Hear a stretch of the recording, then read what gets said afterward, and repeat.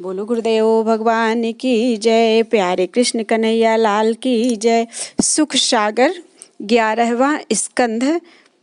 नारद मुनि का वसुदेव जी को ज्ञान समझाना। पहला अध्याय। दुर्वासा आदि ऋषिश्वरों का द्वारिका में आना।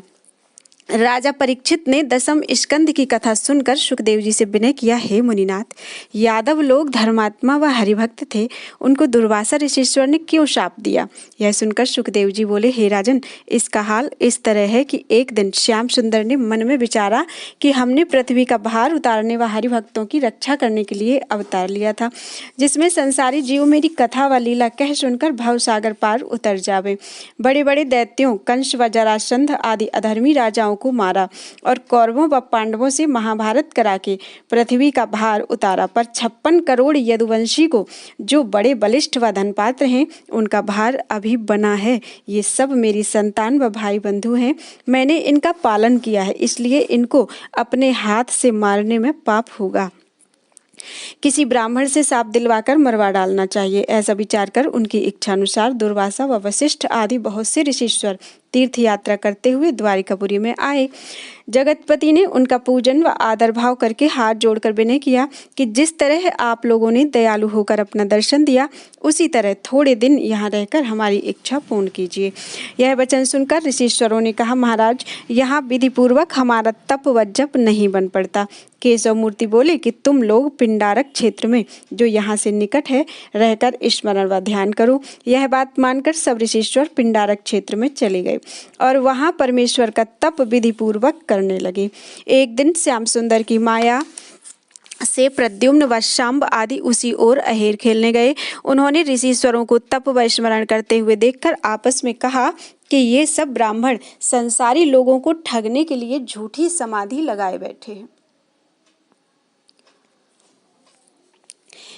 ये लोग सच्चे महापुरुष होंगे तो इनको भूत भविष्य व वर्तमान तीनों काल की बात मालूम होगी। यह वचन सुनकर सांब ने प्रद्युम्न आदि अपने साथियों से कहा कि तुम लोग मुझे स्त्रियों का वस्त्र पहनाकर कुछ वस्तु मेरे पेट में बांध दो और इन ऋषिश्वरों के पास ले जाकर पूछो कि इस गर्भवती स्त्री के पुत्र होगा या कन्या।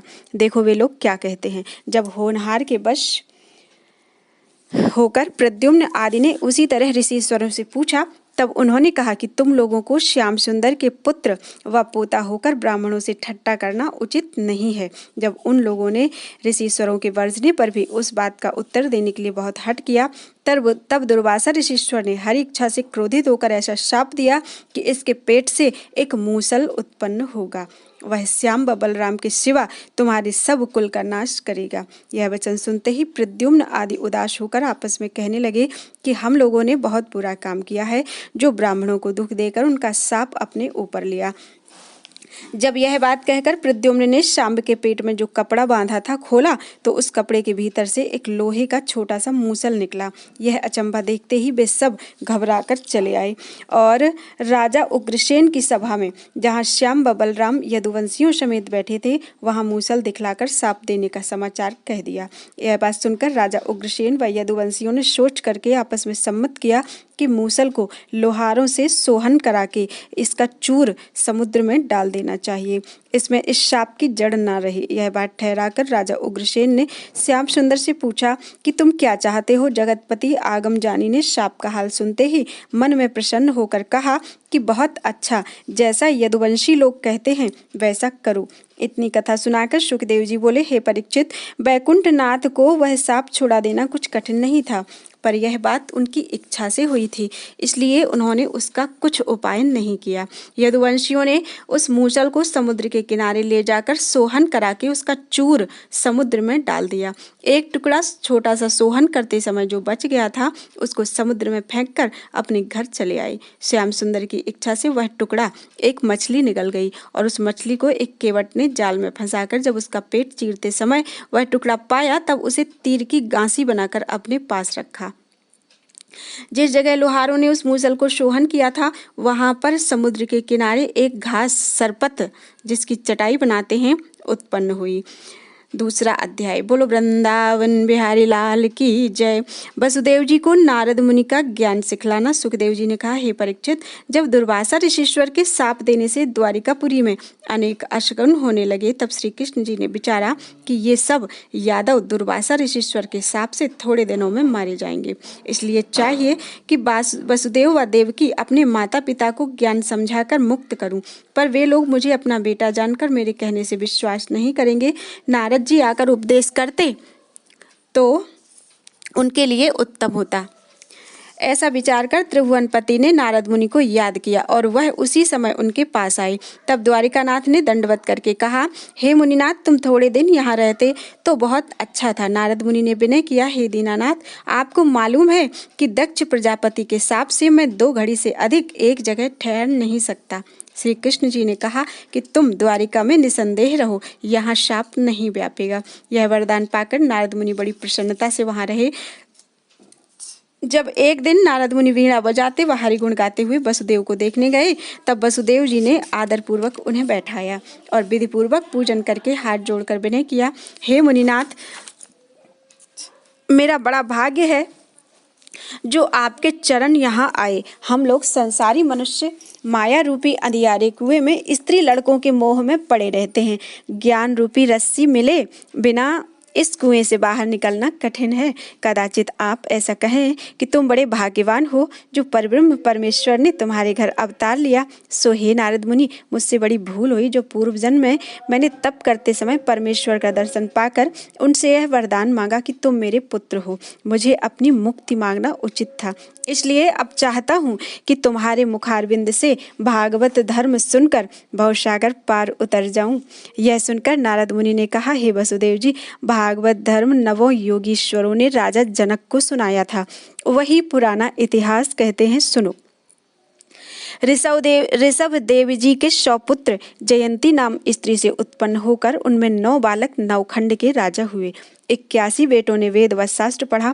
भरत नामक बड़ा पुत्र अपने बाप की जगह सिंहासन पर बैठा। 9 बेटे जो 9 योगीश्वर कहलाते हैं, परम ज्ञानी व वालयती व महात्मा होकर जहाँ उनका मन चाहता था वहाँ फिरा करते थे। हरिभजन के प्रताप से उनको ऐसी सामर्थ्य थी कि जहाँ चाहें वहाँ क्षण भर में चले जावें। एक दिन ये 9 योगीश्वर घूमते हुए राजा जनक की सभा में, जहाँ बहुत से पंडित व ज्ञानी लोग बैठे थे, चले गए। उनके मुखारविंद का प्रकाश जो सूर्य से अधिक चमकता था, देखते ही राजा जनक ने सभा वालों समेत उठकर एक साथ 9 योगीश्वरों को दंडवत किया और परिक्रमा लेकर हाथ जोड़कर बोले, आप लोग वैकुंठ से आते हैं, इसलिए मैं तुमको विष्णु भगवान का पार्षद समझता हूँ। मेरे पूर्व जन्म के पुण्य सहाय हुए जो तुम्हारा दर्शन पाया। संसारी मनुष्य की मृत्यु का ठिकाना नहीं रहता, यही समझकर मैंने आपको एक साथ दंडवत किया। जिस तरह आपने दयालु होकर अपने चरणों से मेरा घर पवित्र किया, उसी तरह जो बात मैं पूछूं उसका संदेश छुड़ा दीजिए। यह सुनकर वे योगीश्वर बोले, हे राजन, जो कुछ तुम्हें इच्छा हो पूछो। राजा जनक ने कहा, हे महाराज, संसार में कौन ऐसी वस्तु है जो सदा स्थिर रहकर उसका वियोग नहीं होता?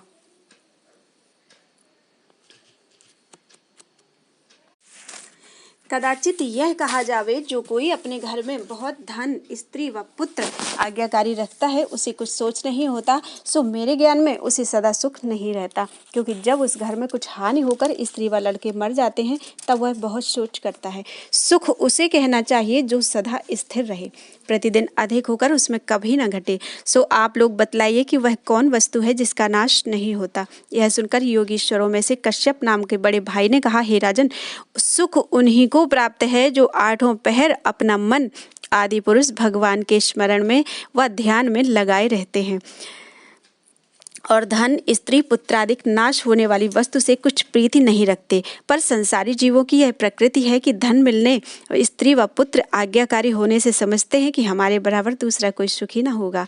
जब उनके धन की कुछ हानि होती है अथवा कोई मनुष्य या घर वाला मर जाता है, तब उसके शोक में ऐसे व्याकुल हो जाते हैं कि उनका चित्त ठिकाने नहीं रहता। इसलिए संसारी मनुष्य से जो कोई पूछे कि तुम्हें धैर्य है या नहीं, तो उन दोनों को मूर्ख समझना चाहिए, क्योंकि जो सुख सदा स्थिर नहीं रहता, उसका होना व ना होना दोनों बराबर हैं। हे राजन, तुम इस बात का विश्वास मानो कि जो मनुष्य परमेश्वर से विमुख रहकर अपने परलोक का सोच नहीं करता, उसे कभी सुख नहीं मिलता। धर्म वही समझना चाहिए जो श्री कृष्ण जी ने अपने मुखारविंद से गीता में अर्जुन से कहा था। उस ज्ञान का सारांश यह है कि मनुष्य आठों पहर अपना मन नारायण जी के स्मरण में लगाए रखकर किसी काम को ऐसा ना समझे कि यह मैंने किया है। दिन रात यह जानता रहे कि सब काम परमेश्वर की इच्छा से होते हैं। नारायण जी तप, स्मरण, ध्यान और भजन किए बिना, जिसको भक्ति कहते हैं, मिल नहीं सकते। इसलिए उनका प्रेम उत्पन्न होने की पहली राह जो सहज है बतलाते हैं, सुनो। जिसमें संसारी जीव वह रास्ता चलकर अपने सुख के स्थान पर पहुंच जावे। जिस तरह परब्रह्म परमेश्वर ने कृष्ण अवतार लेकर गोवर्धन पहाड़ अपनी उंगली पर उठा लिया, कंस व जरासंध आदि अधर्मी राजाओं को मारकर गोपियों के साथ रासमंडल किया, रामचंद्र व वामन आदि अनेक अवतार धरकर जो लीला संसार में की है, वह कथा सच्चे मन से कह सुनकर इस बात का अभिमान ना रखे कि एक बेर यह कथा सुन चुके हैं, फिर सुनकर क्या करेंगे। वह मनुष्य हरिचरित्र कहने व सुनने के प्रताप से विरक्त होकर अंत समय परमेश्वर के चरणों में पहुंचता है। ज्ञानी को चाहिए कि सब स्थान पर नारायण जी को एक साथ देखकर यह समझता रहे कि आदि पुरुष भगवान केवल इसी वास्ते सगुण अवतार धारण करते हैं कि संसारी मनुष्य उनकी लीला व कथा सुनकर भवसागर पार उतर जावे। इसलिए मनुष्य तन पाकर उनके ध्यान व स्मरण से क्षण भर भी विमुख रहना नहीं चाहिए। कदाचित मनुष्य का चंचल मन एक बार परमेश्वर के चरणों में ना लगे तो थोड़ा थोड़ा प्रेम उनसे नित्य बढ़ावे। जिस तरह संसारी मनुष्य किसी नगर व देश को जाने की इच्छा से नित्य एक एक पग भी उस राह पर चले तो कुछ दिनों में उस स्थान पर पहुंच ही सकता है, उसी तरह सूर्य रूपी हरिचरणों का ध्यान व प्रेम धीरे धीरे बढ़ाने से उनके हृदय में ज्ञान का दीपक प्रज्वलित होकर अज्ञान का अंधियारा छूट जाता है। जो कोई अपने घर से नहीं चलता उसको दूसरे स्थान पर पहुंचना बहुत कठिन है। जिस तरह 3 दिन के भूखे मनुष्य को भोजन देखने से धैर्य होकर ज्यों ज्यों वह ग्रास उठाकर खाता है त्यों त्यों उसे सामर्थ्य होती जाती है, उसी तरह परमेश्वर का स्मरण व ध्यान करते करते मनुष्य के मन से प्रतिदिन संसारी माया छूटकर हरि चरणों में अधिक प्रेम बढ़ता जाता है। जब वे योगीश्वर यह सब ज्ञान कह चुके तब राजा जनक उठ खड़े हुए और फिर दंडवत करके उनसे पूछा, महाराज, जो मनुष्य भागवत धर्म से रहकर उसी तरह सब काम करते हैं उनका रूप किस तरह का होता है और किन लक्षणों से उनको पहचानना चाहिए। यह सुनकर हरि नामक दूसरे भाई ने कहा, हे राजन, परम धर्म रखने वाले मनुष्य कभी हंसते हैं और कभी रो देते हैं। उनके हंसने का कारण यह है कि किसी समय प्रसन्न होकर कहते हैं कि हे परमेश्वर, तुम्हारा निराकार रूप किसी को दिखलाई नहीं देता, इसलिए आप हरि भक्तों पर दयालु होकर सगुण अवतार धारण करते हैं, जिसमें संसारी जीव तुम्हारा स्मरण व ध्यान करके मुक्त पदवी पावें। और यह बात समझकर वे लोग रो देते हैं कि हमारी इतनी अवस्था परमेश्वर का स्मरण व ध्यान किए बिना वृथा बीत गई। नारायण जी के भक्त 3 तरह के होते हैं, उत्तम, मध्यम और निकृष्ट। उत्तम भक्त के ये लक्षण हैं कि वे जड़ व चैतन्य सब जीवों में परमेश्वर की शक्ति बराबर समझकर किसी से मित्रता व शत्रुता नहीं रखते।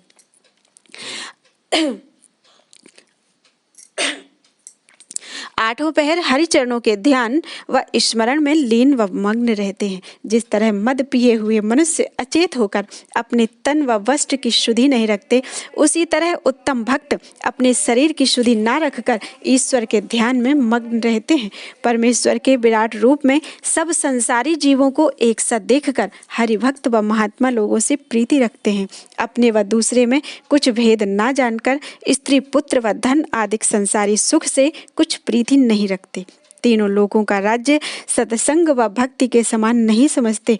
मध्यम भक्त के लक्षण ये होते हैं कि वे लोग साधु व महात्माओं से प्रीति रखकर कुसंगति में नहीं बैठते, किसी का बुरा ना चाहकर संसारी जीवों पर दया रखते हैं, पर ज्ञानी होने से परमेश्वर की शक्ति सब जीवों में बराबर नहीं समझते।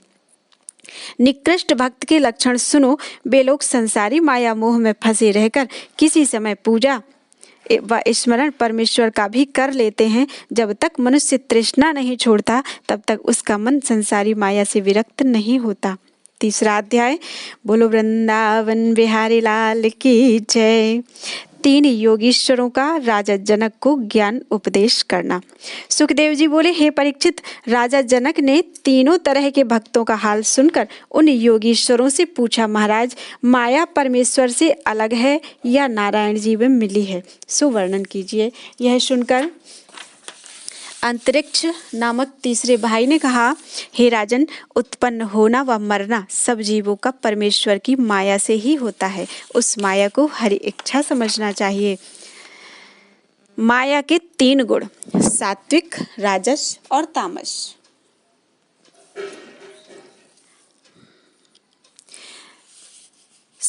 सात्विक, राजस व तामस से उत्पत्ति, पालन व नाश संसारी जीवों का होता है।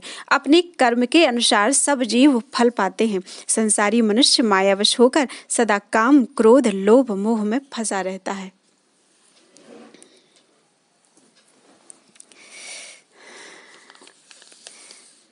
अपने परमेश्वर का स्मरण व ध्यान नहीं करता, जिसमें आवागमन से छूटकर भवसागर पार उतर जावे। नारायण जी की दया व कृपा के बिना कोई मनुष्य माया रूपी जाल से नहीं छूट सकता। जब आदि पुरुष भगवान को महाप्रलय होने के उपरांत फिर संसार रचने की इच्छा होती है, तब वे माया की ओर आंख उठाकर देखते हैं। उसी समय माया से महत्तत्व प्रकट होकर सब जगत को उत्पन्न करता है। जब त्रिभुवनपति संसार का नाश करना चाहते हैं, तब उनकी इच्छानुसार उसी माया से महाप्रलय होकर ऐसा मूसलाधार पानी बरसता है कि जल के सिवा पृथ्वी पर कुछ नजर नहीं आता। इसलिए ज्ञानी मनुष्य जगत का उत्पन्न व नाश माया रूपी खिलौना समझकर 8 पहर अपने भवसागर से पार उतरने का उपाय करता रहे। यह सुनकर राजा जनक ने पूछा, जब आप लोग माया को परमेश्वर की इच्छा बतलाते हैं, तब संसारी मनुष्य उस माया जाल से किस तरह छूट सकता है? इसका कोई उपाय बतलाइए। यह वचन सुनकर प्रबुद्ध नामक चौथे योगीश्वर ने कहा, हे राजन, जब इस बात का विश्वास हुआ कि माया नारायण जी की इच्छा है और परमेश्वर की आज्ञा के बिना कोई काम पूरा नहीं होता, तब मनुष्य को उचित है कि सब काम में त्रिभुवनपति को कर्ता व धर्ता जानकर अपने को उस माया का खिलौना समझे और जो कर्म आरंभ करे उसे परमेश्वर की इच्छा पर छोड़कर मन में यह विश्वास रखे कि वैकुंठनाथ चाहेंगे तो ये काम पूरा हो जाएगा। अपने को वह काम करने वाला ना जाने, किसी के गाली देने से खेद न माने और बिना प्रयोजन अधिक ना बोले। जड़ व चैतन्य सब जीवों में परमेश्वर का चमत्कार बराबर समझकर उन पर दया रखे, किसी जीव को दुख ना दे, दूसरे की स्त्री को माता के समान जाने, थोड़ा या बहुत जो कुछ अपने भाग्य से मिले उस पर संतोष रखकर अधिक मिलने की चाह ना करे। अकेले में बैठकर हरि चरणों का स्मरण व ध्यान करता रहे। जब दूसरों के पास बैठे तब परमेश्वर की चर्चा व कथा के सिवा वृथा बातें ना करे। इस तरह अभ्यास रखने से संसारी माया से छूटकर उसका मन हरि चरणों में लग जाता है। कदाचित कोई ऐसा कहे कि बहुत मनुष्य उपाय व उद्यम करके अपनी कामना को पहुंचकर सदा प्रसन्न रहते हैं। सो हे राजन, तुम इस बात का विश्वास मानो कि परमेश्वर की इच्छा के बिना किसी का मनोरथ नहीं मिलता। सब तरह की हानि व लाभ त्रिभुवनपति की इच्छानुसार होता है। देखो, संसार में जो उत्पन्न हुए हैं वे एक दिन अवश्य मरेंगे। मरते समय कोई उनसे यह बात नहीं कहेगा कि तुम स्त्री, पुत्र, हाथी व घोड़ा आदि का नाम लो। सब इष्ट व मित्र यही कहेंगे कि इस समय परमेश्वर का नाम लेकर उन्हें याद करो, जिसमें तुम्हारा परलोक बने। फिर पहले से उस परमेश्वर को क्यों नहीं याद करता, जिससे अंत समय काम रहता है, दूसरा कोई सहायता कर नहीं सकता। कदाचित तुम ऐसा कहो कि अब संसारी सुख उठाकर मरते समय परमेश्वर को याद कर लेंगे। सो तुम विश्वास करके जानो, जब तुम्हारा मन पहले से स्त्री, पुत्र व द्रव्यादि के प्रेम में लगा रहेगा, तब मरते समय परमेश्वर में मन लगना बहुत कठिन है। इसलिए मनुष्य का तन पाकर पहले से उनके स्मरण व ध्यान में चित्त लगाना चाहिए, जो अंत समय काम आवे। जिस तरह द्रव्य गाड़ कर रखने से 8 पहर उस जगह का ध्यान मन में बना रहता है और चोर आदि के डर से कभी कभी जाकर उस स्थान को देख आता है और किसी दूसरे से द्रव्य गाड़ने का हाल नहीं कहता, उसी तरह उसे दिन रात वैकुंठनाथ को याद रखकर प्रेम रखने का हाल किसी से कहना नहीं चाहिए। यह ज्ञान सुनकर राजा जनक ने विनय किया कि आपने जो कहा कि परमेश्वर की लीला व कथा सुनने व ध्यान करने से संसारी माया छूट जाती है, इसलिए थोड़ी स्तुति नारायण जी की सुना चाहता हूँ, सो दयालु होकर कहिए। यह सुनकर पिप्पलायन पांचवें भाई ने